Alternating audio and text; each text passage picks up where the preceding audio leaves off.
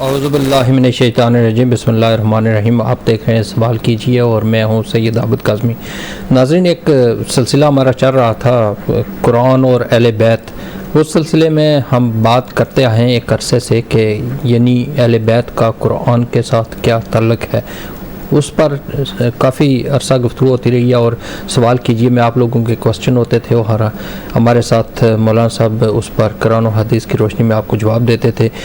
آج دوبارہ اس کا آغاز ہو چکا ہے اور آپ کو یہ بتاتے چلیں کہ آج جو ہم بات کریں گے وہ ماہ شعبان کی اہمیت و فضیلت کے حوالے سے بات کریں گے، کیونکہ ماہ شعبان جاری ہے، اس کے بعد ماہ رمضان آ جائے گا، تو اس کی اہمیت پر بات کرنا ضروری ہے۔ اور اس پر بات کرنے کے لیے ہمارے اسٹوڈیو میں موجود ہیں بزرگ عالم دین ہیں مولانا سید سجاد حسین نقوی۔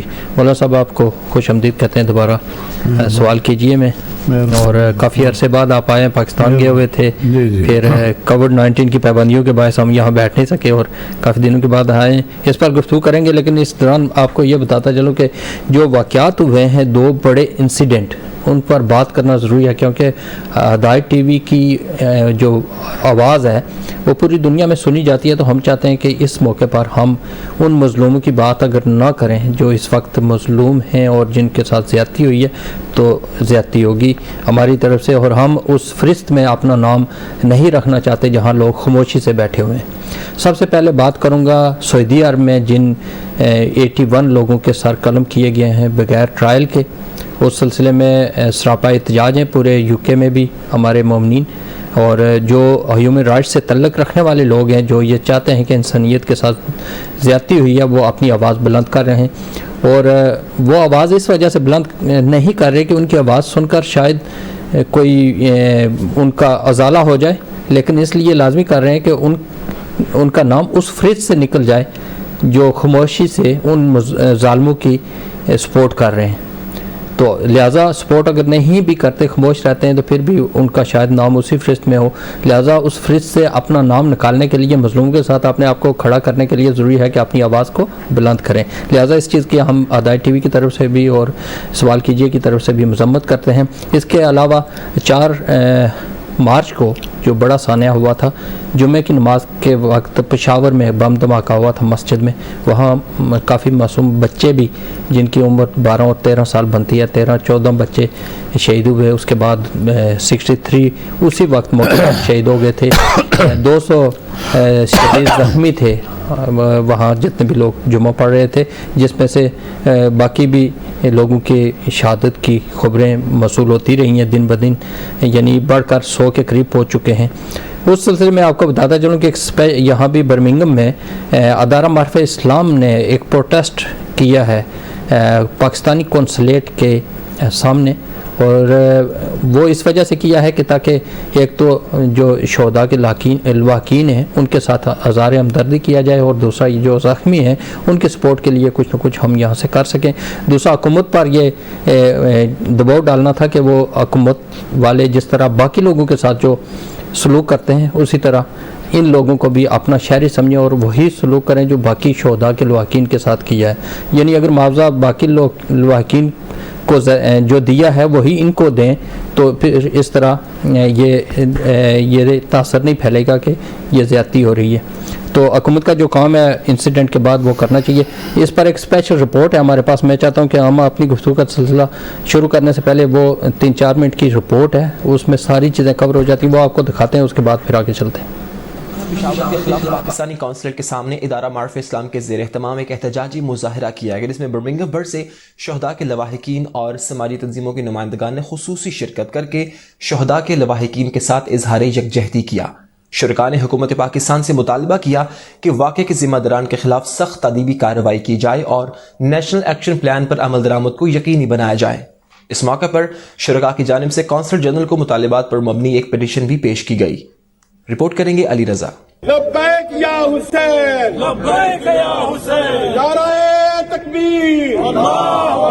4 मार्च नमाज जुमा के दौरान पेशावर मस्जिद में होने वाले खुदकुश हमले और बम धमाके के नतीजा में तकरीबन 63 अफराद शहीद हुए और 200 के करीब जख्मी होने के बायस पूरे मुल्क में सो का समा हो गया। ऐसा महसूस हो रहा था जैसे दोबारा पेशावर दहशतगर्दी की लपेट में आ चुका है। पाकिस्तान के अंदर और बैरून मुमालिक इस वाक़े की पुरजोर मजम्मत की गई। शहदाए पेशावर के लवाहिकीन बरतानिया में भी आबाद हैं, जिनके अंदर काफी हद तक गम गुस्सा पाया जाता है। उनका कहना है कि हमारे शहदा की फैमिलीज और जख्मियों के साथ वो सलूक नहीं किया जा रहा जो पाकिस्तान में दहशतगर्दी का शिकार होने वाले अफराद के साथ किया जाता है। इन मुतालिबात को बाकायदा तौर पर हुकूमत के पास पहुंचाने और अपना पुरअमन एहतजाज दर्ज करवाने की गर्ज से बर्मिंघम कॉन्सुलेट के बाहर एक एहतजाज किया गया, जिस दौरान मुजाहिरीन ने अपने हाथ में कतबे, पोस्टर्स और बैनर्स उठा रखे थे जिन पर मुतालिबात दर्ज थे। इस मौके पर इदारा मार्फ इस्लाम के सदर अमजद शाह, मौलाना नजमुल हसन, राना इशरत और अली मोहसिन हाशमी ने खिताब करते हुए कहा कि नेशनल एक्शन प्लान को अगर दहशतगर्दों और उनके सहूलतकारों के खिलाफ ठोस अंदाज में इस्तेमाल किया जाता तो आज नताइज मुख्तलिफ होते और मुल्क दुश्मन अनासर को आजादाना मुल्क दुश्मन सरगर्मियों का मौका न मिलता।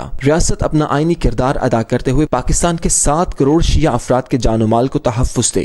लेकिन ये बात हरगिज़ ज़हनों से नहीं निकलनी चाहिए कि मज़लूम को जितना दबाया जाए बिलाखिर एक उसकी एक हद है। लिहाजा ये बहुत ही जो दर्दनाक वाक़या, ये आखिरी वाक़या जो हुआ है पेशावर के अंदर, नमाजियों को तहे तेग करना, नमाजियों को खून के साथ लथपथ कर देना, ये कहाँ की दानिशमंदी है?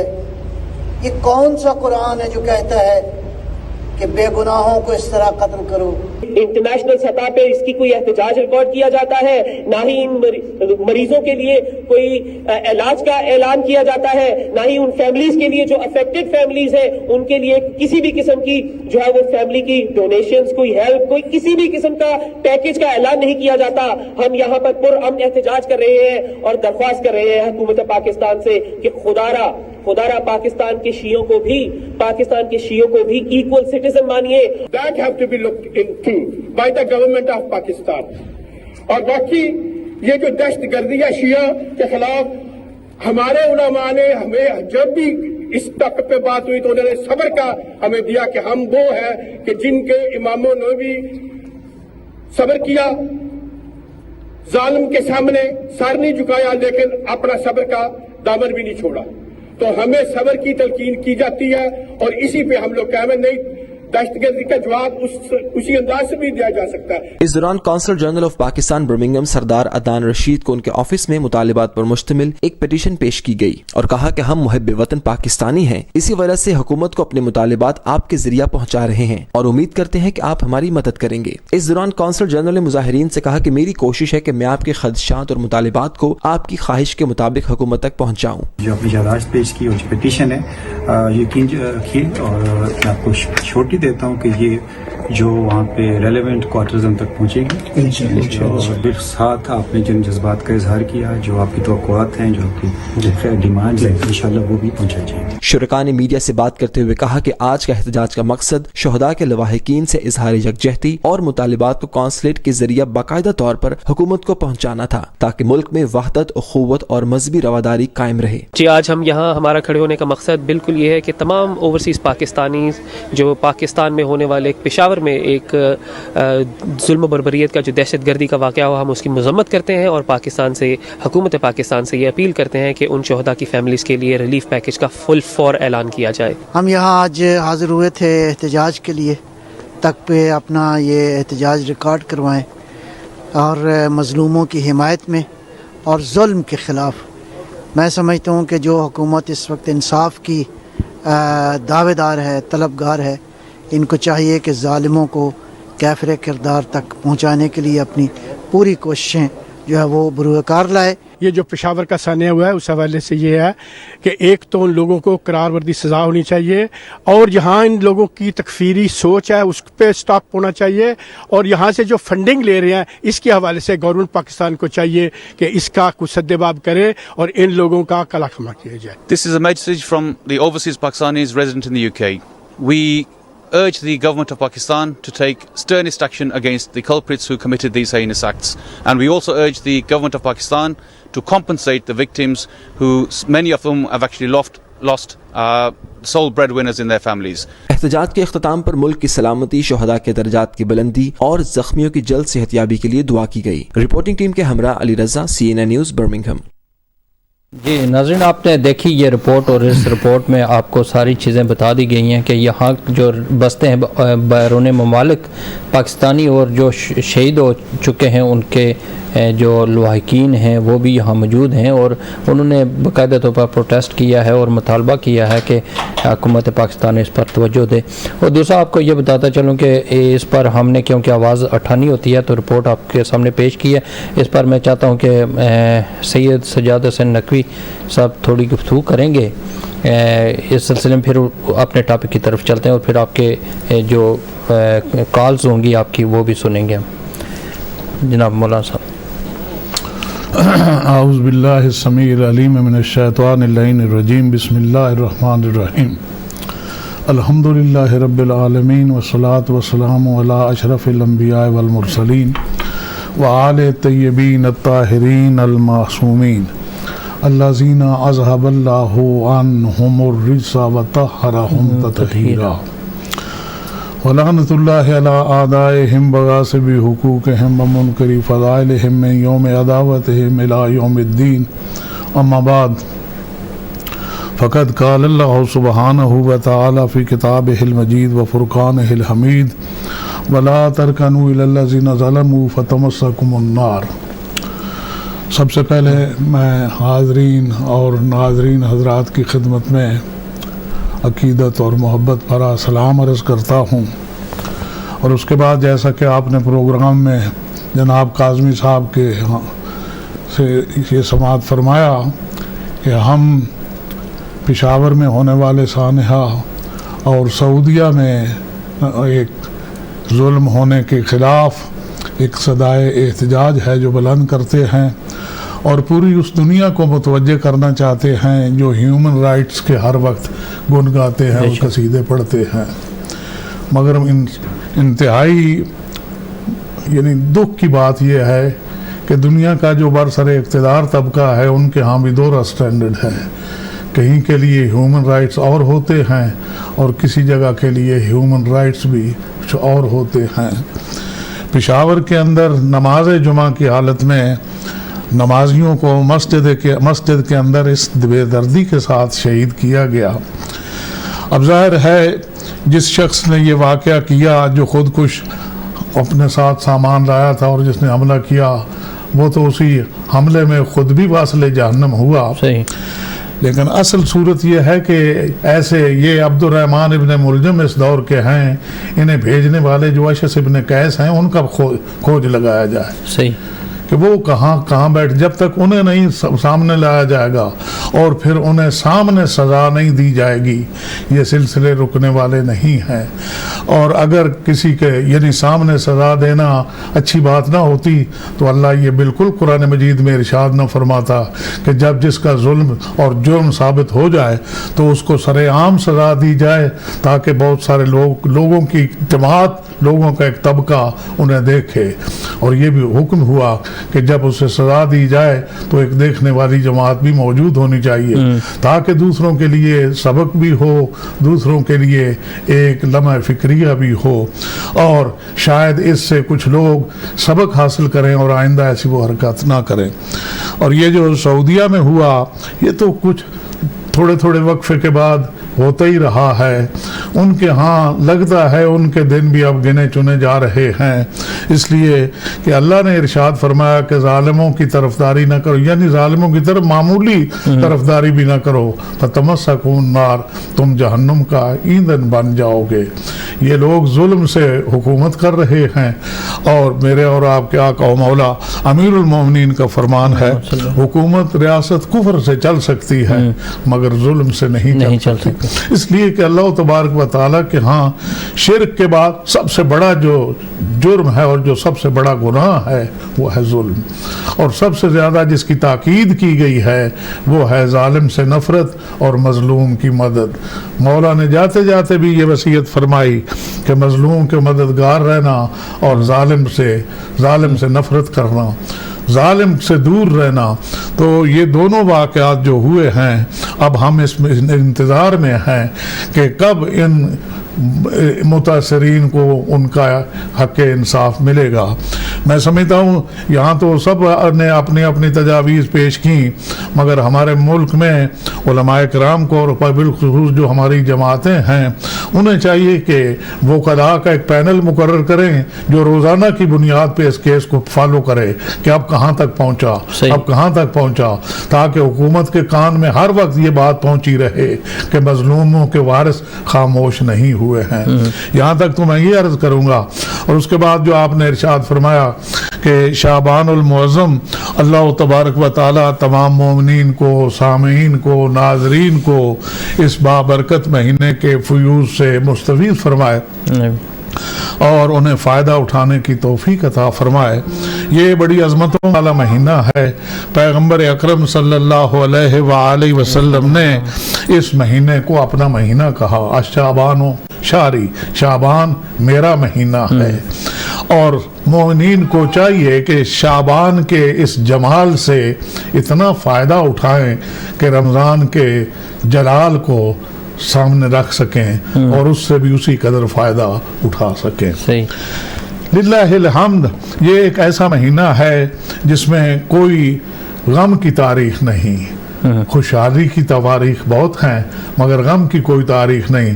حضرت امام حسین علیہ السلام کی ولادت کے ساتھ گویا یہ اللہ نے انعام عطا فرمایا کہ حضور کے میلاد کے مہینے میں غم کا کوئی تہوار نہیں اور حضور کی شہادت کے مہینے میں خوشی کا کوئی تہوار نہیں۔ یعنی حضور کی ولادت بھی بے مثال ہے اور حضور کی شہادت بھی بے مثال ہے اور اپنی مثال آپ ہے۔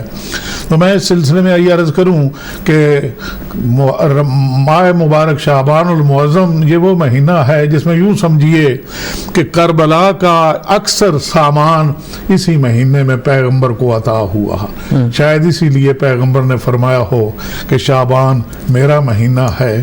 اس میں سب سے پہلی بات جو شعبان کی پہلی تاریخ کو پیغمبر کو تحفہ ملا وہ جناب زینب سلام اللہ علیہ ہیں۔ آپ کو معلوم ہے حضرت زینب صلوات اللہ علیہ کی ولادت باسعادت شعبان المعظم کی پہلی تاریخ کو ہے، اور اسے آپ بالکل ہلکا نہ سمجھیں۔ یہ ایک بہت بڑا عظیم، بہت بڑی ایک فضیلت کی بات ہے اور بہت بڑی خوشحالی ہے، اور جناب زینب سلام اللہ علیہ کو ایک خاص خصوصیت حاصل ہے جو شاید مریم و آسیہ و حوا کو تو کیا کسی کو بھی حاصل نہ ہو، اس لیے کہ جناب زینب سلام اللہ علیہ صلوات اللہ علیہ اس کائنات کی پہلی خاتون ہیں جو جب پیدا ہوئی ہیں تو وہ لوگ نجیب الطرفین ہوتے ہیں، یہ پہلی خاتون ہے جو نجیب الاسمتین ہے، جس کی ماں بھی معصومہ ہے، جس کا باپ بھی معصوم ہے۔ آپ نے پرانی ڈکشنریوں میں پڑھا نجیب الطرفین وہ بچہ جس کے ماں اور باپ کے یعنی والدین کے ننہال بھی اور ددہال بھی دونوں کا تعلق شرفاء سے ہو، یہ کہلاتے ہیں نجیب الطرفین۔ اور نجیب الاسمتین یہ اول تو ڈکشنری خاص کر پرانی ڈکشنریوں میں آپ کو ملے گا نہیں، اور اگر کسی ڈکشنری نے یہ اڈاپٹ کر لیا تو للہ الحمد یہ ہمارے ممبر کی ہاں سے گیا ہے اور ہمارے ہاں کا دیا ہوا تحفہ ہے کہ جناب امام حسن پہلا وہ مولود ہیں جو نجیب الاسمتین ہیں، اور حضرت زینب پہلی وہ خاتون ہیں جو نجیب الاسمتین ہیں، جس کی ماں بھی معصومہ ہے، جس کا باپ بھی معصوم ہے۔ اور جناب زینب سلام اللہ علیہ کو یہ شرف حاصل ہے کہ حضور 5 معصوم گودیوں میں پرورش پاتی رہی ہیں۔ یہ کوئی چھوٹی بات ہے، یہ کوئی تھوڑی بات ہے۔ حضرت زینب سلام اللہ علیہ سب سے بڑے معصوم پیغمبر اکرم جنہوں نے جناب زینب کو یہ عالی شان عظیم الشان نام عطا فرمایا تھا، ان کی گود میں جناب زینب نے پرورش پائی. اس کے بعد جس باپ کے لیے یہ زینت ہے اور جس کا باپ اپنی اس بیٹی پہ فخر اور افتخار فرماتا ہے، یہ اس علی ابن ابی طالب، وہ بھی معصوم ہیں، اس کی گود میں انہوں نے پرورش پائی. اور پھر ملکہ عصمت، مرکز عصمت جناب فاطمہ الزہرا، جناب فاطمہ الزہرا کی گود میں پرورش پائی.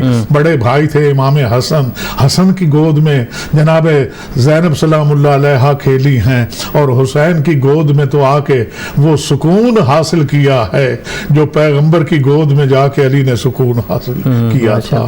جناب زینب سلام اللہ علیہا ان 5 معصوم گودیوں سے پرورش پاتی ہوئی. بلکہ میرا دل چاہتا ہے کہ ایک واقعہ کی طرف اللہ کروڑوں رحمتیں کرے علامہ اظہر حسن زیدی خطیب آل محمد پہ. انہوں نے ایک مرتبہ فرمایا تھا کہ جب جناب زینب اپنی ماں کے گود میں ہوتی تو کبھی کبھی ماں یہ کہتی، بیٹی زینب میری زندگی اسوہ ہے ماؤں کے لیے، میں ماؤں کو سبق دوں گی کہ اے کائنات کی ماؤں، تمہیں اس طرح اولاد کے ساتھ تمہارا برتاؤ ہونا چاہیے اور تمہاری سیرت اور اسوہ یہ ہونا چاہیے. میرا اسوہ ہے بیویوں کے لیے، کائنات کی بیویوں کے لیے، کہ کائنات کی بیویوں تمہارا یہ اسوہ ہونا چاہیے جو میرا اسوہ میرے شوہر نامدار علی ابن ابی طالب سے ہے.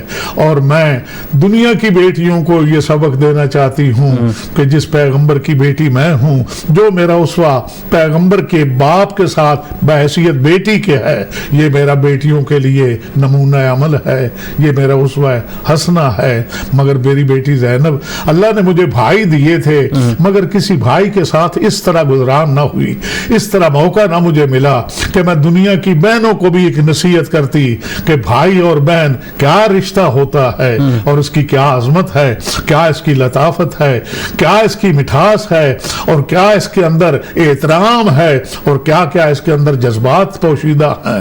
میں نہ بتا سکی. اے زینب بیٹی، تو ننھی زینب اپنی ماں کی گود میں کہتی تھی، اماں ثانی زہرا تو ہوئی، اگر شریکت الحسین نام نہ ہو جائے تو دودھ نہ بخشنا.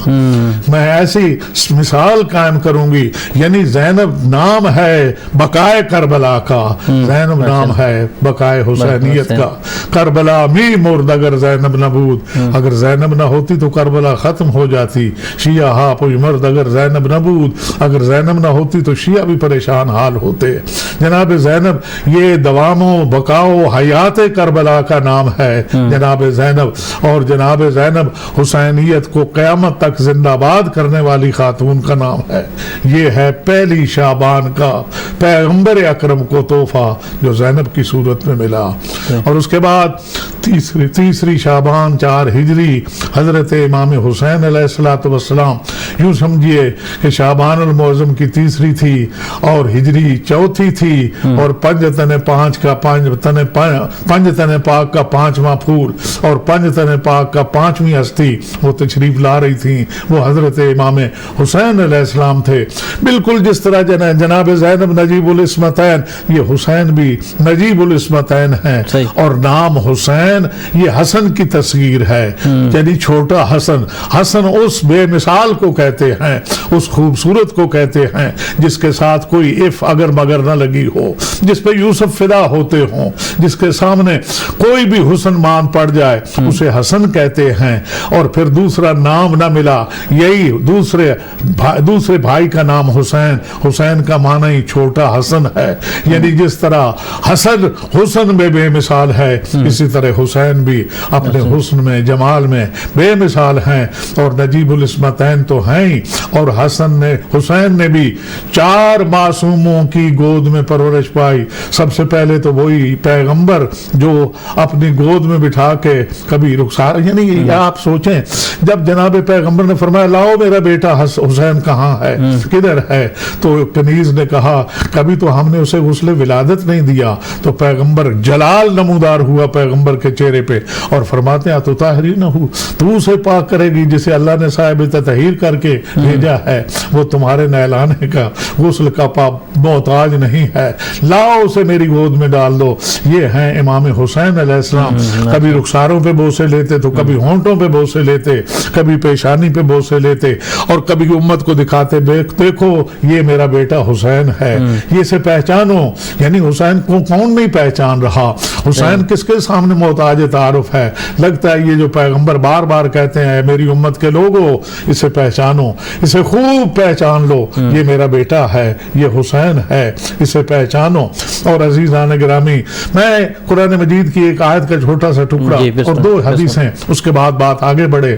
قرآن حسین کے لیے یہ ارشاد فرماتا ہے, سورہ احقاف کے اندر آیا وَوَصَّيْنَا الْإِنسَانَ بِوَالِدَيْهِ إِحْسَانًا. وہ ایک ہی انسان ہے جسے یہ وصیت کی گئی کہ اپنے آباء و اجداد کے ساتھ احسان کرے. آپ تاریخ بشریت میں کوئی ڈھونڈیے ایسا بندہ, اپنے ماں باپ کے احسان تو پورے نہیں ہو پاتے.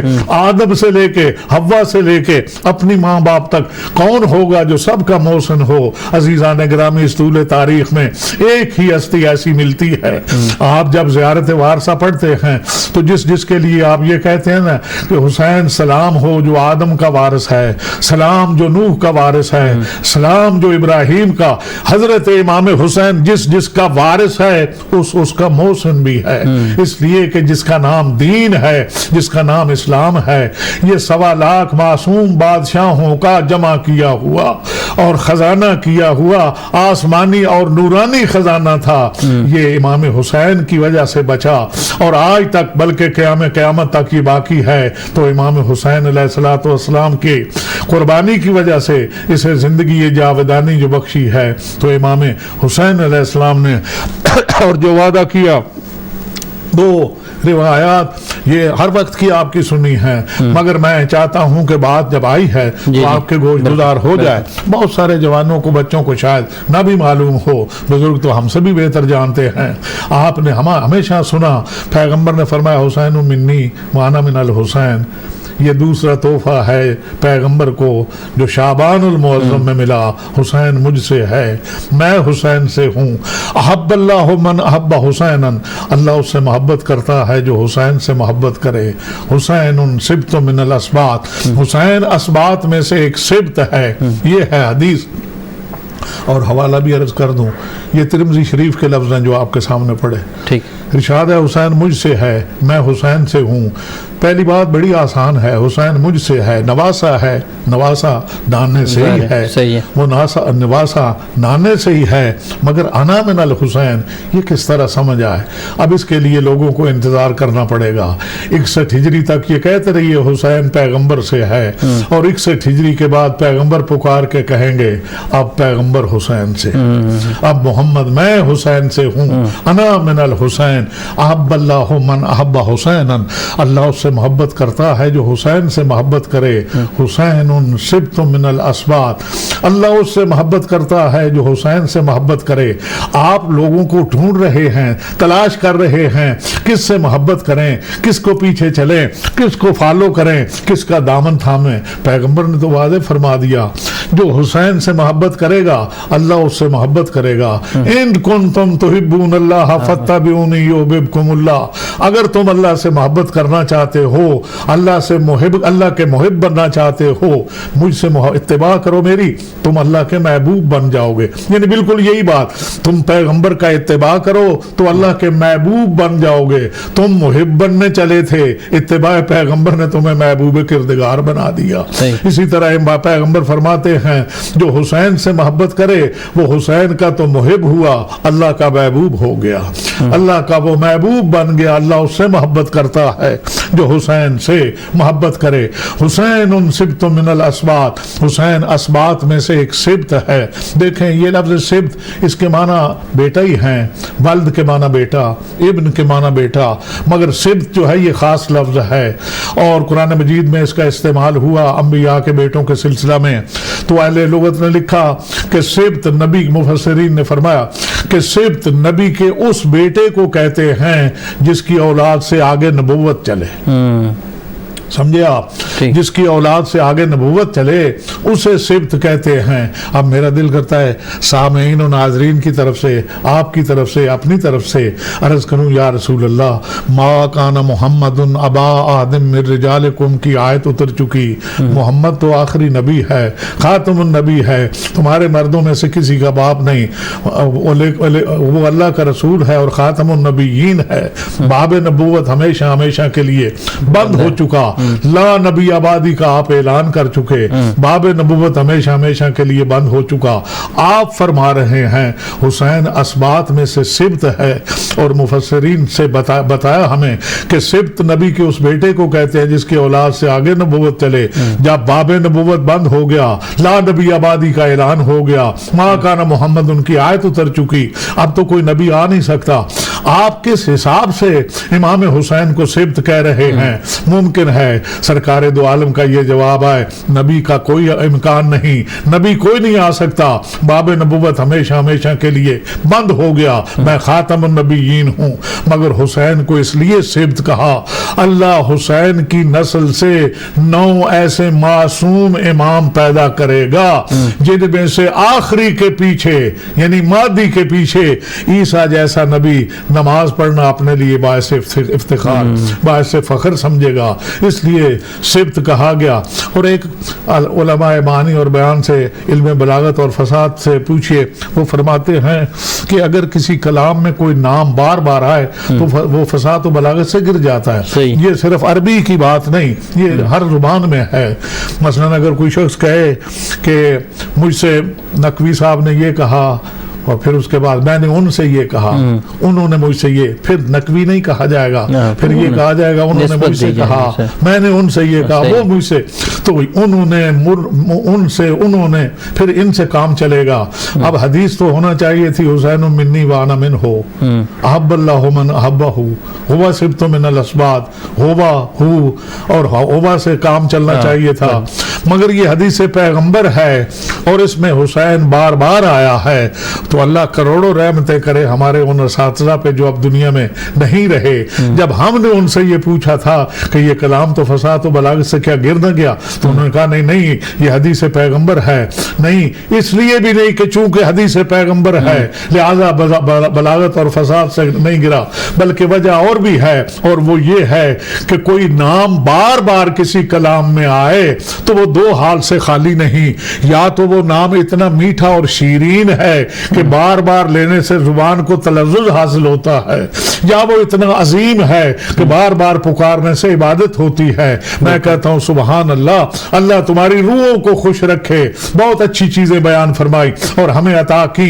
امام حسین کا نام اتنا شیرین بھی ہے کہ جہاں بھی جا کے آپ دیکھیے حسین حسین پکار کے لوگ لذت حاصل کرتے ہیں, اور اتنا عظیم بھی ہے. یعنی اگر میں یہ کہوں کہ اتنا عظیم بھی ہے کہ پیغمبر جیسی ہستی حسین حسین کر کے عبادت کر رہی, ماشاءاللہ, بار بار پکارنا عبادت ہو جاتا ہے. تو حسین تو وہ ہے جس کو نام بار بار پکارنے سے. اور میں ایک چیز اور عرض کروں آپ کی خدمت میں, یہ بھی آپ نے ہزار مرتبہ سنا کہ پیغمبر نماز میں ہوتے تھے, حسین پشت پہ بیٹھ جاتے تھے. یہ کئی مرتبہ چھوٹے سے ذاکر مرکبت خان سے لے کے بڑے سے بڑے عالم سے آپ نے سنا. اور بعض روایات میں تو ملتا حضور جب نماز تہجد پڑھتے تھے ایک طرف امام حسن بیٹھ جاتے, ایک طرف امام حسین بیٹھ جاتے. جب حضور پہلے سجدے میں جاتے امام حسن پشت پہ سوار ہوتے, جب دوسرے سجدے میں جاتے امام حسین پشت پہ سوار ہوتے. کہتے بھائی اب آپ اتریے, اب میری باری ہے. تو عزیزان گرامی, پیغمبر کی نماز اور سجدے کے حالت میں تو ہم نے سیدین کو دیکھا, حسنین کو دیکھا, حسن و حسین کو دیکھا, پیغمبر کے کندھے پہ سوار ہوئے. مگر ایک دفعہ جب یہ مسجد نبی میں واقعہ پیش آیا کہ پیغمبر نماز پڑھ رہے ہیں, اور اگر دامن وقت میں گنجائش ہوتی تو پھیلاتا, مگر نہیں, بالکل اجمال سے عرض کرنا ہے مسجد نبی سے بہتر مسجد نہیں, پیغمبر سے بڑا نمازی نہیں, نماز سے افضل کوئی عبادت نہیں, سجدے سے بہتر نماز کے ارکان میں سے کوئی رکن نہیں, یہ سب ایک جگہ جمع ہیں. پیغمبر نمازی ہیں, مسجد نبی جگہ ہے, پیغمبر حالت سجدہ میں ہیں, امام اپنے دروازے گھر سے پردہ ہٹا آئے اور آ کے پیغمبر کی پشت پہ سوار ہو گئے. عزیزان گرامی, جب پیغمبر کی پشت پہ سوار ہو گئے, اب ہونا تو یہ چاہیے تھا جبرائیل امین آتے, آ کے حسین کا بازو پکڑ کے کہتے شہزادے آپ نانا کو نماز پڑھنے دیں, انہیں پریشان نہ کریں, آپ اتر جائیں, نانا کو نماز پڑھنے دیں. مگر ایسا کچھ نہیں ہوا کاظمی صاحب. جبرائیل امین آئے, پیغمبر کے کان میں یہ آ کے کہا, پروردگار بات تحفہ درود و سلام کے ارشاد فرماتا ہے اے محمد اس وقت تک سجدے سے سر نہ اٹھانا جب تک حسین اپنی مرضی سے, یہ میری آپ کی بات نہیں, یہ آپ سے آپ میں پڑھیں, کتب میں پڑھیں, اپنی مرضی سے نہ اتر جائے. اور آپ نے یہ حدیث تو مسلسل سنی ہوگی. پیغمبر فرماتے ہیں صلو کما رأیتمونی اصلی, نماز ایسی پڑھو جیسے مجھے نماز پڑھتے ہوئے دیکھو. اب میں ایک سوال یہاں عرض کرتا ہوں, نماز ایسی پڑھو جیسی مجھے پڑھتا ہوا دیکھو. اگر ہمارے دور کے لوگوں کو یہی سوال ہوا کہ نماز ایسی پڑھو جیسی پیغمبر کو, تم نے پیغمبر کو نماز پڑھتے ہوئے دیکھا, تو ہر ایک سوچے گا, اور پھر جواب تو اس کے پاس موجود ہے. ہم نے اپنے استاد سے سیکھا, انہوں نے اپنے استاد سے سیکھا, انہوں نے اپنے بزرگوں سے سیکھا. یہ سلسلہ اساتذہ چلتا چلتا ائمہ تک پہنچے گا, صادق آل محمد تک پہنچے گا, باقر العلوم تک پہنچے گا, زین العابدین تک پہنچے گا, عزیزان گرامی حضرت امام حسن و حسین تک پہنچے گا. اب میں یہ عرض کرنا چاہتا ہوں, جن کے امام 80 سال پیغمبر کے بعد پیدا ہوئے, ان سے اگر پوچھا گیا کہ کیا تم نے پیغمبر کو نماز پڑھتے ہوئے دیکھا کہ اس جیسی نماز پڑھ کے دنیا کو دی, وہ کہیں گے ہم تو پیدا ہی 80 سال بعد میں ہوئے تھے, ہم نے پیغمبر کو نماز پڑھتے ہوئے. اور اگر یہی سوال حسن و حسین سے ہو جائے کیا آپ نے پیغمبر کو نماز پڑھتے ہوئے دیکھا, تو اگر شہزادے جواب میں یہ کہیں معبود جیسا ہم نے دیکھا ایسا کسی نے نہیں دیکھا, لوگوں نے سجدے میں گر کے دیکھا, ہم نے سجدے میں پیغمبر کی پشت پہ سوار ہو کے دیکھا. اور جب ہم اپنی مرضی سے اترے ہیں اور پیغمبر نے لوگوں کو دیکھ کے کہا تعجب نہ کرنا, یہ میرا بیٹا حسین ہے اور اس نے مجھے, یہ سیاستہ میں ہے, غالباً بخاری میں ہے, مجھے حسین نے اپنی ریل بنا لیا تھا. ریل کہتے ہیں اس دفتی کو, اس کو جس کے اوپر قرآن رکھ کے تلاوت کی جاتی ہے. پیغمبر فرماتے ہیں حسین نے مجھے اپنی ریل بنا لیا, میری کروڑوں روحیں فدا ہوں نانا پہ بھی, اور کروڑوں روحیں فدا ہوں نواسا کے قدموں پہ بھی. پھر ماں پیغمبر فرماتے ہیں مجھے حسین نے اپنی ریل بنا دیا. حسین تو اس قرآن ناطق کا نام ہے جس کی ریل محمد مصطفیٰ, جس کی ریل حضرت محمد مصطفیٰ ہیں. اور عزیزان گرامی بالکل اختصار سے عرض کرنا ہے آپ کی خدمت میں. اور اس کے بعد حضرت امام زین العابدین اسی ماہ مبارک شعبان المعظم میں پیغمبر اکرم کو تحفہ ملے. حضرت زین العابدین, زین العابدین وہ ہیں جو ماضی کے لوگ بھی اور آئندہ آنے والے, زین العابدین کسی کا نام نہ ہوا. زین العابدین اگر لقب ملا ہے تو ایک ہی ہستی کو, جس نے شام غریبہ سے سجدے کو شروع کیا, صبح کیا نماز تک جس نے سجدہ طول دیا اور کہا رضن بے قضائے ہی و تسلیما لامرے, معبود تیری رضا پہ راضی ہیں, تیرے حکم کو تسلیم کرتے ہیں. سبوح قدوس رب الملائکۃ والروح, ملائکہ اور ارواح انبیاء بھی دیکھ کے کہہ رہے ہوں گے کہ یہ کیسا سجدہ کرنے والا ہے. عزیزان گرامی اللہ تبارک و تعالی نے انہیں سجاد اور زین العابدین کے نام عطا فرمائے. چنانچہ حدیث میں آیا کہ قیامت کے دن ایک آواز گونجے گی, قم یا زین العابدین, اے زین العابدین اٹھئے, آئیے زین العابدین آپ اب آ جائیے. تو لوگ انبیاء حیران ہوں گے اور کہیں گے کہ ہم میں سے تو کوئی زین العابدین نہیں, ہم میں سے نوح نجی اللہ ہیں, ابراہیم خلیل اللہ ہیں, اور حضرت موسیٰ کلیم اللہ ہیں, عیسیٰ روح اللہ ہیں, مگر کوئی زین العابدین نہیں ہے. تو وہ حیران ہو کے پوچھیں گے کہ معبود یہ زین العابدین کون ہے؟ بتایا جائے گا یہ زین العابدین نبی نہیں ہے, آخری نبی کے نواسے حسین کا بیٹا علی ابن الحسین ہے. علی ابن الحسین زین العابدین ہے. اور عزیزان گرامی یہ زین العابدین بھی تحفہ پیغمبر کو اسی ماہ مبارک شعبان المعظم میں ملا. اور ایک اور گفٹ جو پیغمبر کے خاندان کو ملا وہ ہیں حضرت عباس علمدار. بڑی توجہ رہے آپ حضرات کی.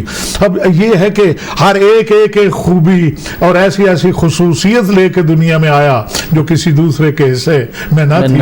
حضرت عباس لمدار یہ وہ واحد شہزادہ ہے، وہ علی جو کبھی تمنا نہ کرتا ہو، جب کبھی سوال ہی نہیں کرتا، وہ نہ آخرت مانگتا ہے نہ دنیا مانگتا ہے، سوال کے لیے ہاتھ ہی نہیں پھیلاتا، جو کوئی تمنا کبھی نہیں کرتا۔ تمنا فضائل علی کے پیچھے پیچھے گھومتے ہیں، علی تو فضیلتوں کی بھی تمنا نہیں کرتا۔ وہ علی بھی ایک مرتبہ کہتے ہیں اے بھائی عقیل، میں چاہتا ہوں میرے لیے ایک انتظام کرو، کسی غیور اور شجاع خاندان سے شادی کرو۔ یا علی کیوں، خیر تو ہے، اب یہ کیا پروگرام بنایا؟ میں چاہتا ہوں کہ مجھے ایک ایسا بیٹا ملے، اللہ عطا کرے، جس طرح کنتو لازماً لرسول اللہ، جس طرح میں پیغمبر کے لیے لازم و ملزوم تھا، اسی طرح میرے حسین کے لیے لازم و ملزوم ہو۔ تو حضرت عقیل نے کہا کہ یا علی تیرے تو حسن و حسین جیسے بیٹے ہیں، ایسے بیٹے تو کسی پیغمبر کو بھی نہ ملے جیسے تجھے ملے، اب کیسے بیٹے کی تمنا ہے؟ کہا حسن و حسین مبالہ کے دن سے رسول کے بیٹے، حسن و حسین مبالہ کے دن سے رسول کے بیٹے ہیں، مجھے وہ بیٹا چاہیے جو حسن و حسین کے لیے ایسا ہی ہو جس طرح میں پیغمبر کے لیے۔ چنانچہ آپ کو ملتا ہے تواریخ کے اندر حضرت پیغمبر امام علی ابن ابی طالب کے بڑے فرزند جناب زہرا کی اولاد کے بعد حضرت محمد حنفیہ تھے، مگر لا یتکلموا بین ید الحسن والحسین اجلالا لہما، وہ حسن و حسین کے سامنے بولتے بھی نہیں تھے ان کے احترام میں، مگر جب بولتے تھے تو بھائی جان بھیا یہی کہہ کے بولتے تھے۔ عباس وہ اکیلا ہے کہ جب آئے تھے اور دنیا میں تشریف لائے تھے تو اس وقت کے بعد جب بولنے کے قابل ہوئے ایک مرتبہ بھی نہیں کہا حسن میرا بھائی ہے، حسین میرا بھائی ہے، حسین کو مولا کہا، حسین کو آقا کہا۔ اور حضرت عباس کی ماں نے بھی جب یہ دہلیز عبور کی ہے تو دہلیز کی طرف دیکھ کے کہا ہے جناب ام البنین نے کہ فاطمہ کلابیہ یہ اعلان کرتی ہے کہ اس گھر میں دلہن کی حیثیت سے نہیں کنیز کی حیثیت سے آئی ہے، زہرا تیری اولاد کی کنیزی کروں گی، تیرے شوہر کی خدمت کروں گی، زہرا اس گھر میں مجھے کنیز کے طور پہ قبول فرما۔ اب آپ سوچئے جس گھر میں خدیجہ الکبریٰ ایسی خواتین ہوں، جس گھر میں جناب زہرا ایسی خواتین ہوں، جس گھر میں زینب و کلثوم ایسی خواتین ہوں، ایسے گھر میں کوئی دور سے آ کے خاتون باعزت وقت گزار جائے یہ بھی بڑی بات ہے، یعنی باعزت طور پہ وقت اپنا گزار جائے یہ بھی بڑی بات ہے، لیکن اگر کوئی داستان وفا میں اپنا ورقہ الگ سے لکھے یہ جناب ام البنین کا کمال ہے، یہ جناب ام البنین کی شان ہے۔ اور عباس میرے وہ ممدوح ہیں جب دنیا میں تشریف لائے ہیں 3 معصوم گودوں میں پلے ہیں، علی ابن ابی طالب کی گود میں تھے، علی کی تو مراد تھے، علی کی تو تمنا تھے نا عباس، علی ابن ابی طالب کی گود میں پلے، اور علی ابن ابی طالب کے بعد حسن معصوم کبھی حسن کی گود میں ہیں۔ عباس بھائی، عباس میرے لال، میرے بھائی، اور عباس اسی طرح منتظر ہوتے تھے کہ کب حسین کی گود میں پہنچوں، جس طرح میں عرض کر چکا علی منتظر تھے جب کہ کب پیغمبر کی گود میں پہنچوں، حسین کی گود میں آتے آتے ہی آنکھوں میں ننھا عباس کا وعدہ کرتا تھا مولا مطمئن رہیے، جو ماں نے حکم دیا وہ تعمیل ہوگی، جو بابا کی تمنا تھی وہ پوری ہوگی۔ وفا آپ یہ دیکھیں گے، میں ایک لفظ عرض کروں آپ کی خدمت میں، علماء کو جب آپ بیان کرتے سنتے ہیں فلانا ایمان کے 8ویں درجے پہ ہے، فلانا 9ویں درجے پہ ہے، حضرت مقداد، حضرت ابو ذر، حضرت سلمان یہ ایمان کے 10ویں درجے پہ ہیں، حضرت سلمان ایمان کے 10ویں۔ اس کا مطلب یہ ہے ایمان کے مدارج جب پیغمبر نے گنے ہیں تو فرمایا کچھ وہ لوگ ہیں جن کی جنت مشتاق ہے، ان میں وہ لوگ کوئی ایمان کے 8ویں درجے پہ، کوئی 9ویں درجے پہ، کوئی 10ویں درجے پہ، 8ویں 9ویں اور 10ویں درجے کا ذکر آیا۔ 10ویں درجے کے بعد ذکر نہیں، اس کے بعد ایک بہت بڑا خلا ہے، ایک بہت بڑا خلا ہے، اور اس کے بعد اگر کوئی نظر آتی ہے شے تو وہ ہے کل ایمان۔ بڑی توجہ رہے، 11ویں درجے پہ ایمان کے کوئی نہ ہوگا، اب کل ایمان ہے۔ عزیزان گرامی، وفا کا تو نہ کسی نے 8واں درجہ بتایا، نہ ہی 9واں درجہ بتایا، نہ ہی 10واں درجہ بتایا۔ عباس پہلے وہ شخص ہیں جو کل وفا کے درجے پہ فائز ہیں، جو کل وفا کے درجے کے اوپر فائز ہیں۔ تو میں اس سلسلے میں عرض کروں آپ حضرات کی خدمت میں، حضرت عباس لمدار یہ اللہ کی طرف سے اہل بیت کو خاص تحفہ ہیں، اور یہ تحفہ بھی پیغمبر کے خانوادہ کو شعبان المعظم میں ملا، اور اسی مہینے میں ایک شہزادہ، یعنی اب اگر وہ وقت میں گنجائش ہو تو بات جاری رہے. جی شہزادہ قاسم جی یہ حضرت امام حسن علیہ السلام کے فرزند ہیں اور حضرت امام حسین کے بھتیجے ہیں، مگر انہیں بھی یہ شرف حاصل ہے کہ یہ معصومہ دادی کے پوتے ہیں، معصوم دادا کے پوتے ہیں، معصوم باپ کے بیٹے ہیں، معصوم چچا کے بھتیجے ہیں. گویا عصمت چاروں طرف سے ہے، چچا معصوم، باپ معصوم، دادا معصوم، دادی معصوم. تو یہ ہیں شہزادہ امیر قاسم. اور میں سمجھتا ہوں کہ میں اب کیا عرض کروں آپ کی خدمت میں، دکھ کی بات تو یہ ہے کہ لوگ جب اہل بیت کا معاملہ ہوتا ہے اہل بیت کو بالکل ہلکا سا پیش کرتے ہیں. وہ مقام اہل بیت کو مجھے رب کعبہ کی قسم وہ سمجھے ہی نہیں ہے. زیادہ سے زیادہ جناب زہرا کو چوتھی بیٹی سمجھتے ہیں، علی بن ابی طالب کو چوتھا یار سمجھتے ہیں. آپ اہل بیت کو سمجھنے کی اور ان تک پہنچنے کی کوشش کیجئے. آپ کے سامنے معرفت کے، علم کے، ولایت کے حجاب دروازے کھل جائیں گے. آپ کو پتہ چلے گا کون کون کس کس منزل کے اوپر فائز ہے. حضرت شہزادہ قاسم کل 13 برس عمر پائی حضور نے، 13 سال، اور اس کے بعد کربلا میں آ کے شہید ہو گئے. مگر ایک چیز میں آپ حضرات کی خدمت میں عرض کروں، حضرت شہزادہ قاسم جب موت کی اجازت مانگتے تھے تو امام حسین رونے لگ جاتے تھے. بھتیجا ہے نا، بیٹوں کو موت کی طرف بھیجنا آسان ہے، مگر بھائی کے اور بھانجے یہ سارے امام حسین علیہ السلام کو کام کرنے پڑے. بیٹوں کو بھیجا، بھتیجوں کو بھیجا، بھانجوں کو بھیجا. اور ایک جملہ وہ میں عرض کروں آپ کی خدمت میں، حضرت امام حسین نے جب شہزادہ قاسم نے کہا نا چچا مجھے بھی اجازت دیجئے موت کی، تو کہا بیٹا تو موت کو کیسے پاتے ہو؟ یہ آپ کو حضرت شہزادہ قاسم 13 سال کا بچہ، 13 سال کا نوجوان، اس کے ہاں سوال ہوتا ہے پیغمبر کے شہزادے امام حسین کی طرف سے کہ بیٹے قاسم موت کو کیسا پاتے ہو؟ کہا احلی من الاصل، شہد سے زیادہ شیریں پاتا ہوں. ماشاءاللہ، شہد سے زیادہ شیریں پاتا ہوں. کاظمی صاحب مفسر دنیا میں گزرے، 30 جلدیں تفسیر کی لکھ دیں، 18 جلدیں تفسیر پہ لکھ دیں، معانی قرآن پہ لوگوں نے کتابیں لکھ دیں، مگر کل نفس ذائقۃ الموت، موت کا ذائقہ کسی نے نہ بتایا. توجہ ہے نا، موت کا ذائقہ کسی نے نہ بتایا.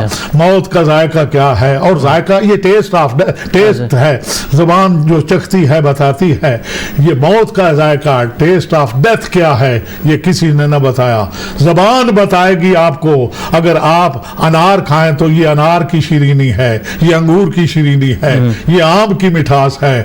موت کا ذائقہ کسی نے نہ بتایا. عزیزان گرامی یہ 13 برس کا لڑکا ہے، اور اگر اجازت ہو اور دامن وقت میں گنجائش ہو، جب شام سے لشکر تیار ہو کے جا رہے تھے نا تو شامیوں نے، یعنی یہ حکومتی خوشامدی، اب آپ اپنے ملک میں دیکھ لیں حکومتی خوشامدی بھی دیکھ لیں، اور لوگوں کی دنیا کے لیے اپنی آخرت کو بیچنے والے وہ بھی بے شمار آپ کو نظر آئیں گے. وہ بھی دیکھ لیں جو بدبختی کی انتہا ہے کہ لوگوں کی دنیا کے لیے اپنی آخرت بیچ رہے. توجہ ہے نا آپ حضرات کی؟ تو وہ لوگ بھی آپ کو دکھائی دے رہے ہوں گے. تو ایسے لوگ حکومتوں کے سامنے موجود ہوتے ہیں جو حکومت کی خوشامد بھی کرتے ہیں اور لوگوں کی دنیا کے لیے اپنی آخرت بھی بیچ ڈالتے ہیں. ایک شامی سردار وہ آیا اور آ کے اس نے کہا یزید میں تجھے لشکر نہیں دوں گا، میں تیرے لیے کوئی فوجیں نہیں بھرتی کروں گا، میں تجھے 5 ایسے بہادر دوں گا، یوں سمجھیے کہ 5 لشکر ہیں. چنانچہ جب اس نے وہ پیش کیے اس میں سب سے بڑے کا نام تھا ارزق، اور وہ بہادر پہلوان تھا. جب ایک دیو کا آدمی کو دیکھا کہ ہاتھی کی طرح چلتا ہے اور اس کے ساتھ 4 اسی قد و قامت کے اس کے بیٹے، یہ پہلوان ہیں ایک ہی اکھاڑے کے اور ایک ہی چھت کے، ایک ہی گھر کے اور ایک ہی خاندان فیملی کے یہ پہلوان ہیں، اور انہیں ایک ایک فرد نہ سمجھنا یزید، یہ ایک ایک لشکر کا مقابلہ کریں گے. ایک ایک لشکر کے سامنے انہیں جھونک دینا، یہ ایک ایک لشکر پہ غالب نہ آئے تو آ کے مجھے بتانا. عزیزان گرامی جب واقعہ کربلا ہو گیا اور بعد میں آئیں ساری رپورٹیں، یزید کو لوگ رپورٹیں پیش کر رہے تھے، یہ ان 5 پہلوانوں والا بھی آیا. اس نے اس سے رپورٹ دینے والے سے کہا وہ میرے ارزق اور اس کے بیٹے، انہوں نے داد شجاعت شجاعت کیا دی اور کیا بہادری دکھائی. اس نے کہا بیٹھ جاؤ. جب دوسری مرتبہ کہا میرے بہادروں کا بھی تو ذکر کرو, کہا بیٹھ جاؤ. میں نے کہا بیٹھ جاؤ. جب تیسری مرتبہ کہا میرے بہادر, اور میں نے تو لشکروں کے مقابلے کے لیے بھیجے تھے, ان کی بھی کوئی شجاعت کی بات بتاؤ. کہا ان کی شجاعت کی خاک بات بتاؤں. 13 سال کے لڑکے نے 5 منٹ کے اندر سب کو جہنم پہنچا دیا. 13 سال کے لڑکے نے, 13 سال کے یتیم نے 5 منٹوں کے اندر اندر انہیں واصل جہنم. اب ان کی میں کیا شجاعت بیان کروں. یہ ہے شہزادہ قاسم, اور کہتے ہیں کہ میرے لیے موت شہد سے بھی زیادہ شیرین ہے. یہ ہے اہل بیت علیہ السلام کے چشم و چراغ, جو موت کا ذائقہ بھی بتاتے ہیں. بعض روایات میں یہ قول حضرت علی اکبر کی طرف بھی منسوب ہے, مگر بہرحال وہ شہزادہ علی اکبر نے کہا ہو یا شہزادہ, دونوں زہرا کے پوتے ہیں, علی ابن ابی طالب کے پوتے ہیں. شہزادہ علی اکبر کا اتنا ملتا ہے کتابوں کے اندر کہ جب امام سفر کربلا میں جا رہے تھے تو راستے میں ایک جگہ امام کی آنکھ لگی. حضور جب بیدار ہوئے تو یہ پڑھتے اٹھے انا للہ و انا الیہ راجعون. شہزادہ علی اکبر دیکھ رہے تھے, آئے بابا یہ آپ نے انا للہ و انا الیہ راجعون کیوں پڑھا؟ حضور فرماتے ہیں ہم تو جا رہے تھے, خواب میں دیکھا کہ کوئی کہہ رہا ہے یہ لوگ موت کی طرف بڑھ رہے ہیں. تو یہاں یہ ملتا ہے کہ شہزادہ علی اکبر سے بھی پوچھا, مگر یہاں جو زیادہ مشہور بات ہے وہ یہ, شہزادہ علی اکبر نے کہا بابا جب آپ نے یہ سنا کہ یہ لوگ موت کی طرف جا رہے ہیں, السنا علی الحق, توجہ, الحسنا علی الحق, کیا ہم حق پہ نہیں ہیں؟ کہا کیوں بیٹے, ہم حق پہ نہیں ہوں گے تو حق پہ اور کون ہوگا؟ کہا اگر ہم حق پہ ہیں فلا نبالی بالموت, تو پھر ہمیں موت کی کوئی پرواہ نہیں, پھر ہمیں موت کا کوئی فکر نہیں ہے. یہاں شہزادہ علی اکبر کا جواب ہے, اور شہزادہ علی اکبر بھی اسی مہینہ مبارک شعبان المعظم ہی کا تحفہ ہے پروردگار کی طرف سے, جو امام حسین علیہ السلام کو تصویر پیغمبر کی صورت میں عطا ہوا. اور بالکل اب میں بھی زیادہ دیر نہ زحمت دوں گا آپ حضرات کو. اب آخری چیز عرض کر کے آپ سے التماس دعا کروں, اور وہ یہ ہے کہ اسی ماہ مبارک شعبان المعظم کا میرے مذہب کو, شیعہ اثنا عشریہ امامیہ کو, وہ جو بہت بڑا تحفہ ملا وہ یہ ہے کہ ہمیں ہمارے زمانے کے امام کا میلاد, ہمارے امام زمانہ کا میلاد 255 ہجری 15 شعبان المعظم, اور یہ ہمارے امام علیہ السلام حضرت امام زمانہ کے میلاد کی بھی تاریخ ہے, جس کی ساری دنیا انتظار کر رہی ہے. تھوڑا فرق ہے, باقی لوگ کہتے ہیں کہ مادی پیدا ہوگا, سارے نہیں, کیونکہ یہ تو خود ایک جنگل ہے مذہب پورا, کہیں سے کچھ لیا, کہیں سے کچھ لیا, کہیں سے کچھ لیا. ہاں, اور بڑی اچھی بات کہی سید سلیمان لکھنوی ندوی نے, انہوں نے کہا ہمارا مذہب تو جنگل ہے اور جنگل میں دنگل ہے. جب آپ اس میں نے جھگڑتے ہوئے دیکھا تو کوئی کسی سے لیا, کچھ کسی سے لیا, کچھ کسی سے, وہ نسخہ بن سکتا ہے, مذہب نہیں ہوتا ہے نا. بالکل ایسا ہی. اسی تو وہ یہ ہے کہ کسی سے کچھ لیا. وہ کہتے ہیں سب کا یہ عقیدہ نہیں ہے کہ 12واں پیدا ہوگا. کچھ لوگوں کا یہ خیال ہے کہ مادی پیدا نہیں ہوئے, پیدا ہوں گے, جبکہ ہم یہ جانتے ہیں کہ مادی ایسا فرزند پیدا کرنے کے لیے نہ نرجس خاتون جیسی ماں مل سکتی ہے, نہ حسن عسکری جیسا باپ مل سکتا ہے. اور یہ تو بڑے بڑے دانشوروں کی بات ہے. علامہ اقبال ایک مرتبہ ایک ایرانی فلاسفر کے پاس پہنچے, لاہور میں تشریف لائے تھے, تو ان سے باتوں میں کہا کہ یہ جو 12 امام ہیں ان میں سے 12 تو سمجھ آتے, 11 تو سمجھ آتے ہیں, مگر 12واں 255 ہجری میں پیدا ہوئے, 260 ہجری سے 329 ہجری تک غیبت صغرا میں رہے, 329 سے غیبت کبرا میں ہیں. اب وہ انتظار کر رہے ہیں جب حکم پروردگار ہوگا ظہور کر دیں گے. یہ ساری باتیں سمجھ آنے والی نہیں ہیں. ہاں 11 جو ہیں وہ تو ہم نے دیکھ لیا, تاریخ کے آئینے میں دیکھ لیا, تحقیق کی ہر منزل پہ جانچ کے دیکھ لیا کہ اپنے زمانے کے سب سے بڑے عالم, اپنے زمانے کے سب سے بڑے عابد, اپنے زمانے کے سب سے بڑے زاہد, اپنے زمانے کے سب سے بڑے شجاع, اپنے زمانے کے سب سے بڑی سخی, یہ ساری وہ صفات جو اللہ کی طرف سے بھیجے ہوں میں ہوتی ہیں, وہ سب ان صفات کے حامل تھے. یہ ہمیں دل و جان سے قبول ہے اور منظور ہے اور ہم نے دیکھ لیا، مگر یہ بارواں اس کے لیے ہمیں کچھ سمجھ نہیں آ رہا. تو انہوں نے بڑا عجیب جواب دیا. انہوں نے کہا ڈاکٹر صاحب آپ اتنے متفکر کیوں ہیں، آپ جائیے فی الحال آپ 11 ہی مانیے، 12 رہنے دیجیے، 12واں 11 ہی. تو وہ گھر آئے اور سوچنے لگے کہ انہوں نے اس 12ویں کے سلسلے میں مجھے عجیب جواب دیا، جائیے 11. مگر جب پہنچے تو 11 اصل میں بات یہ ہے کہ 11 ماننے کے بعد 12واں ماننا ضروری ہو جاتا. توجہ، چونکہ حضور نے جو حدیث فرمائی ہے لا یزال ھذا الدین عزیزا منیا الی 12، امام پیغمبر نے 12 کی خبر دی ہے، اور یہ فرمایا لو لم یبق من الدنیا الا یوم واحد، اگر کائنات کی زندگی کا ایک ہی دن باقی رہ جائے گا لطول اللہ ذلک اليوم، اللہ اس دن کو اتنا لمبا کرے گا کہ میرا بیٹا، میرا مادی من ولد فاطمہ من اطرتی، وہ ظہور کرے گا. یملأ الارض قسطا وعدلا کما ملئت ظلما وجورا، وہ زمین کو عدل و انصاف سے ایسے ہی بھر دے گا جس طرح ظلم و جور سے بھری ہوئی ہوگی. 12واں لازماً ماننا پڑتا ہے. مصیبت اور مشکل یہ ہے 12واں ماننا پڑتا ہے. جب کہا نا 12واں تو تم صرف 11 ہی مانو. ساری رات سوچ سے سوچتے آخر اسی نیج پہ سوچنا شروع کیا. اگر کوئی شخص پیدا ہو اور حالات، یعنی دیکھیے اقبال کے آخری شعر میں ایک بات ملتی ہے، حالات ایسے ہوں کہ اسے پروردگار دشمنوں کی زد سے محفوظ رکھے تو پھر پردہ غیبت میں رکھا جا سکتا ہے.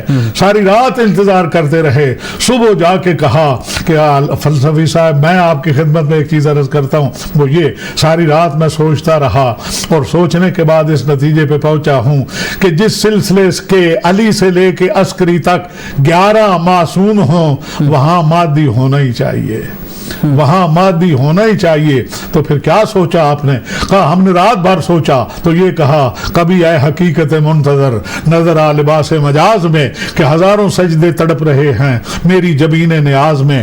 اب جب امام کی خدمت میں یہ پیش کیا نا کبھی نظر آ لباس مجاز میں، تو کیا کرے گا جب تیرے پاس امام آئیں گے؟ اب ظاہر ہے وہ امام کو کسی 5 سٹار ہوٹل میں تو لے جانے والا نہیں، کسی اچھی جگہ پہ کوئی ان کا خوابگاہ بنانے والا نہیں. وہ سوچتا ہے کہ امام کو سب سے پہلے پیش کیا جائے گا. تو جو اس کو خیال اقبال کو، شاعر مشرق حکیم امت کو جو پیش کرنے کے لیے چیز اپنے ہاں سے ملی وہ صرف یہ تھی ہزاروں سجدے تڑپ رہے ہیں میری جبین نیاز میں. میری یہ نیاز مند جبین جو ہے اس میں سجدے بے قرار ہیں، اے میرے امام تو ظہور کر دے.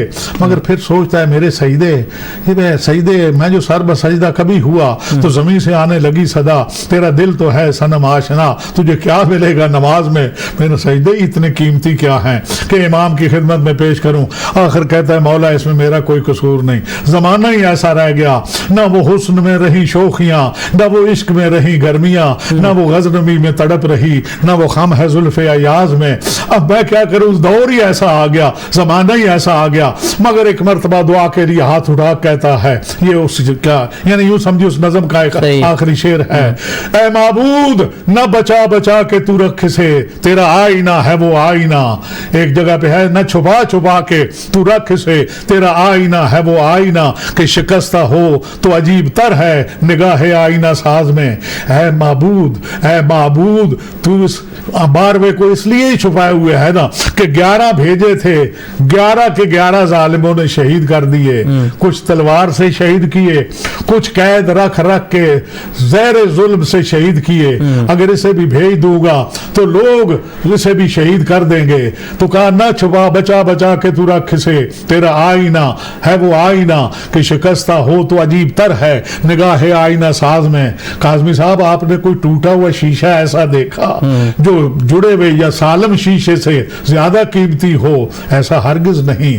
شیشہ جتنا بھی قیمتی ہو، میں شام کے ایک سفر پہ گیا تھا سیریا میں، وہاں ہمارے فیملی تھے ساتھ، انہیں پسند آیا فریم شیشے کا، اس کے اوپر آیت الکرسی لکھی ہوئی تھی. تو ہم نے ان سے کہا کہ اگر یہ ہم خرید لیں اور لے جائیں تو کیا جہاز میں اس کا انتظام؟ انہوں نے کہا ہم روزانہ بھیجتے ہیں اور جاتے ہیں. ہم نے پوچھا تو کیا اس کا انتظام؟ انہوں نے باقاعدہ اس کو گتے میں لپیٹ کے اور سب کچھ کر کے کہا اب بے شک بے فکر ہو کے لے جائیے. عزیزان گرامی، اب جب ہم وہ فریم لے کے آئے اور جہاز آ کے ہیتھرو اترا، سامان نکلا، اس میں سے سوائے وہ کرچیوں کی گٹھڑی लकड़ी थी वो सब टूट फूट चुका था। अब उस पे आयतुल कुर्सी के भी लफ्ज लिखे थे। वो शीशा भी बहुत अच्छा था, वो टुकड़ा शीशे का बहुत 4 फुट बाई 5 फुट का था, बहुत अच्छा शीशा भी था, मगर वो सब टूट फूट के रेजा रेजा किरचियां हो चुका था। अब जब वो हम लाए तो अजीजान गिरामी, अब चाहे उसके ऊपर आयतुल कुर्सी भी लिखी है, अब वो कहीं रखने का नहीं, ना कहीं वो डेकोरेशन के काम आएगा, ना कहीं ऐसी जगह जहां आप नमाज पढ़ते हैं एक अच्छी चीज है वहां रख लीजिए, नहीं नहीं, वो अब किसी जगह भी काम ना आएगा। चुनाचे उसको गड़ा खोद के दफन किया गया, इसलिए कि अब इस किरची को जो हाथ भी लगाएगा उसका छूना भी काफी है, वो जख्मी हो जाएगा। तो ये जो इकबाल ने कहा, न छुपा छुपा के तू रख से तेरा आईना है वो आईना कि शिकस्ता हो तो अजीब तर है निगाह आईना साज में, वो कौन सा शीशा है जो टूट जाए तो कीमती तरीन हो जाता है, वो एक ही शीशा है जिसके लिए कहा ला तकूलु लिमन युक्तल फी सबीलिल्लाह अमवात, जो अल्लाह की राह में शहीद होते हैं उन्हें मुर्दा न कहो, उनके जिस्म के टुकड़े जरूर होते हैं, बल अहयाउन, वो ऐसे जिंदा होते हैं बल्कि ऐसे मरकज हयात बन जाते हैं, वो तो जिंदगी बख्शने वाले होते हैं, जिसे चाहे जिंदगी बख्श दें, जिंदगी अता करने वाले, जिंदगी उनके हाथ से भीख के तौर पे मांगी जाती है, वो लोग होते हैं। तो शहादत के बाद वो कीमती तरीन हो जाते हैं, ये है उनके शेर का मतलब। और मैं अर्ज करूं, बार में की सारी दुनिया इंतजार कर रही है, सब, चाहे वो इस ख्याल के हों कि पैदा होंगे या इस ख्याल के नहीं पैदा हो चुके हैं। पैगंबर ने हमारे 6 इमामों का जिक्र किया हदीस में।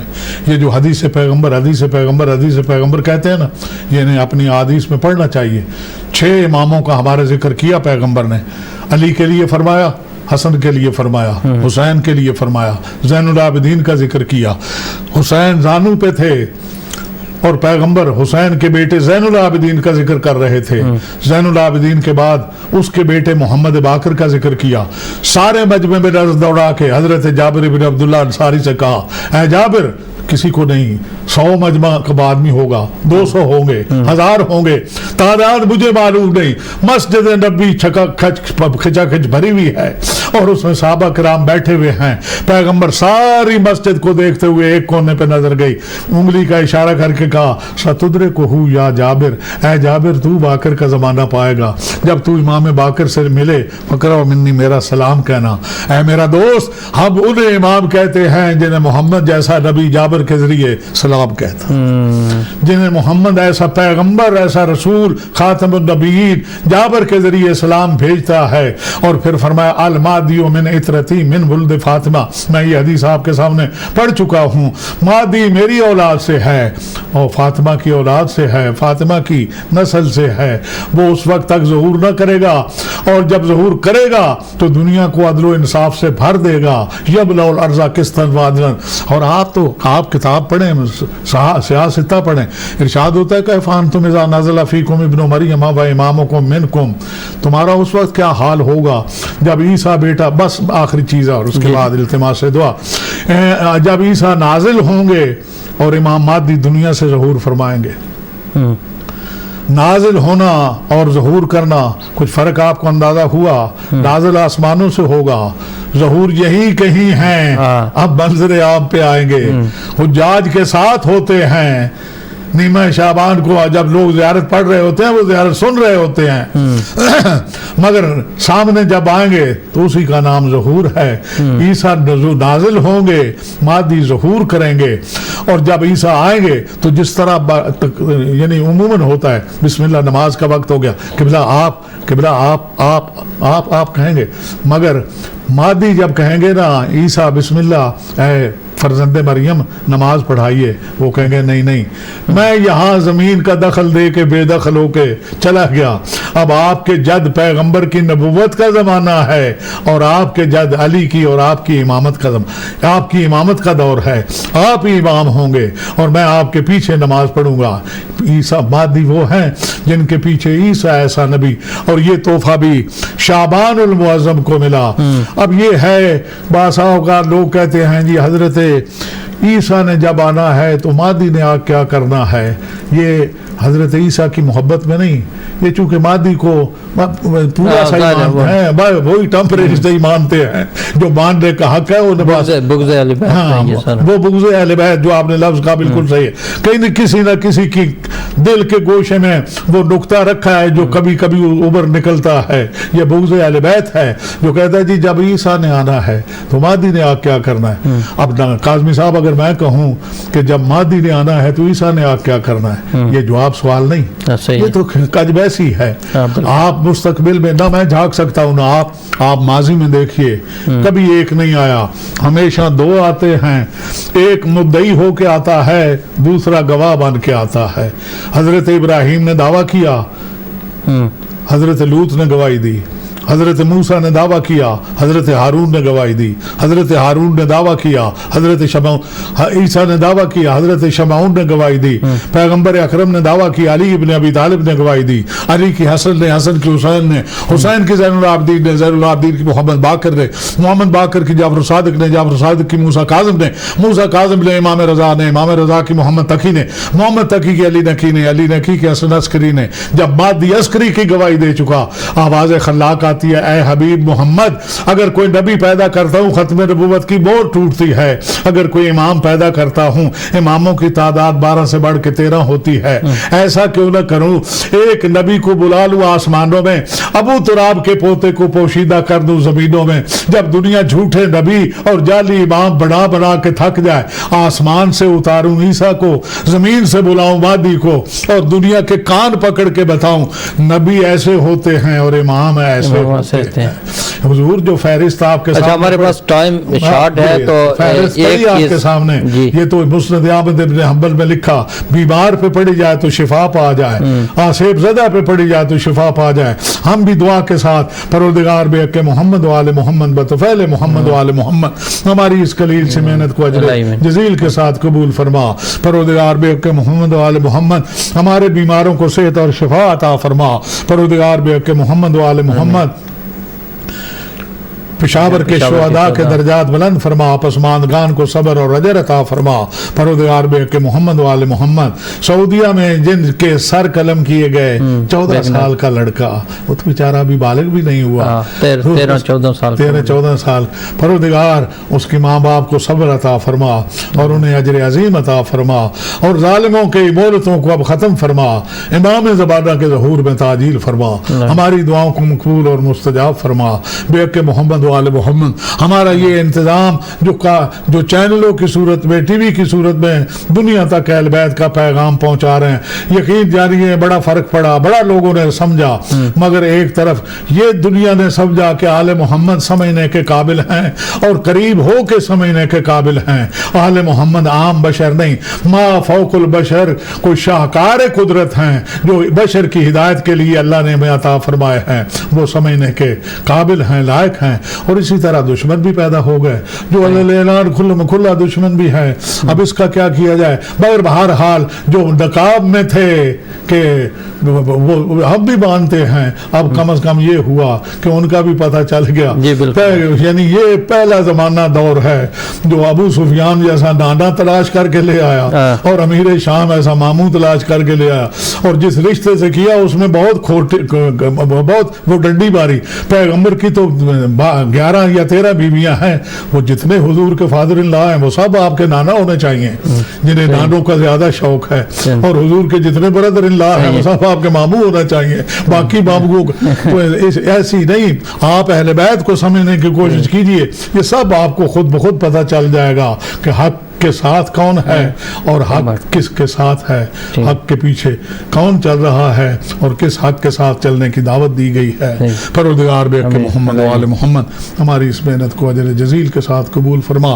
ہمارے ناظرین، ہمارے سامعین سوال کنندگان آئے تو ہم نے کسی کو سوال کرنے کا موقع بھی نہیں دیا، اللہ تبارک و تعالیٰ ان کی توفیقات میں بھی اضافہ فرمائے۔ بے حق محمد و آل محمد علیہ السلام امام زمانہ کے ظہور میں تعجیل فرمائے۔ قبلہ بہت بہت شکریہ آپ کا، کافی آپ نے اچھی گفتگو کیا اور ماہ شعبان کے پورے یکم سے لے کر آخر تک آپ نے سارا کچھ بتا دیا ہے اور اس میں خوشیاں ہی خوشیاں ہمارے لیے اور ہم خوش نصیب ہیں کہ ایسے ہمیں رہنما ملے ہیں، ایسے قائد ملے ہیں جنہوں نے ہمیں روشنی دی ہے زندگی گزارنے کے لیے اور اسلام کے مطابق. اور اللہ تعالیٰ جس سے چاہتا ہے انسان کو پیدا کرتا ہے اور وہ چاہتا ہے کہ زندگی میں جو اس نے امتحان دینا ہے، جو پیپر دینے ہیں وہ کیسے دینے ہیں اور اس کی اصلاح کے لیے پیپر تیار کرنے کے لیے ہمیں جو روشنی دی ہے جنہوں نے ان کا ذکر کیا اور ہماری خوش قسمتی ہے اس ماہ میں وہ نعمتیں ہمیں ملی ہیں.